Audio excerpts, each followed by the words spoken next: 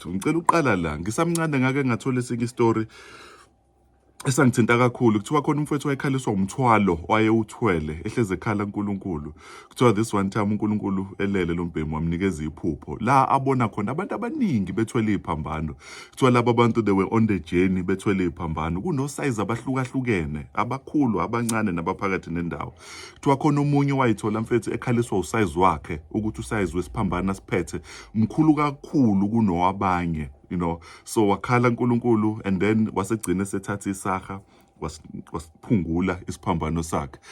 Kuthiwa uthe sesiphungulile wasizwa si-light, wasitshata-ke wasehamba naso ejabule. Kanti mfethu kuthiwa phambili bazofika la kuzoba khona nomgodi omkhulu. Kulo mgodi kuthiwa kwakudinga uwele ngesiphambano sakho.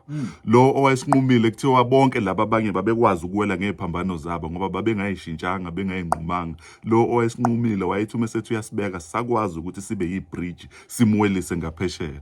Ngihleze ngibona kakhulu lento empilweni ukuthi there are some of the challenges and burdens that uNkulunkulu entrust ngawo ukuthi sibhekane nawo. Ebese siyicomparisha nabanye abantu sifuna ongazi ukuthi uNkulunkulu angasiphungula lokho esibhekene nakho, kanti le ingqinamba ubhekene nayo uma uyi-analyze iyalinka nala ubheke khona. Ngiyakhumbula ngisemncane ngihlala kwaDukuza, kwakuthi njalo makuvela amathuba omsebenzi kube ukuthi sihamba ngesitimela siya kwaDukuza size eThekwini. So lokho kwakusiphoqa ukuthi sivuke ngabo 4 ekseni. Remember very well, isitimela engangisigibela kwakuba u-10 to 5, you know. Ngamvuka ekseni ngabo 4 ekhaya, ngiwalk for 30 minutes to the train station, you know. Kwangitraina lokho ukuthi ngivuke njalo ekseni. Namhlanje I get to speak on radio ngenza ama-motivations. Ukube bengumuntu ongabanga disciplined noma leya burden yokuvuka ekseni ngiyithathe ngiyi-overcome, I wouldn't be where I am today. Ikhona igift yokuyenza lento engiyenzayo but ukuhamba ne-discipline, ngoba uma ungekho discipline ungaba ne-gift kodwa kube khona iminyango engeke izivuleke ngobani une-gift, but i-discipline izothi sesikunikile opportunity, are you able to make it on time every time sikudinga? I had to overcome that burden.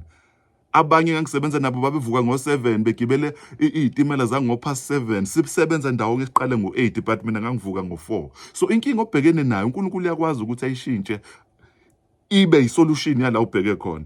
Enye into engisizile ukuvuka early kwadevelopa this character ukuthi ngingabi nenkinga yobuthongo. Even incwadi ezu-15 engiyibhalile ngiyibhala kalula cause ngabo 4 ngiyavuka and work on my manuscript. Ngithi namhlanje those obstacles must be conquered, not avoided. Ziningi izinto abantu ababhekene nazo abayibona zizingqinamba. Okunye akuyenzi sense. Khona ama-ministries uNkulunkulu awakhiqize ngobuhlungu abantu abadlule ngabo nabadlule kubo. Bekubuhlungu udlula kuleyo nto, whether i-divorce, whether i-rape, whether yini.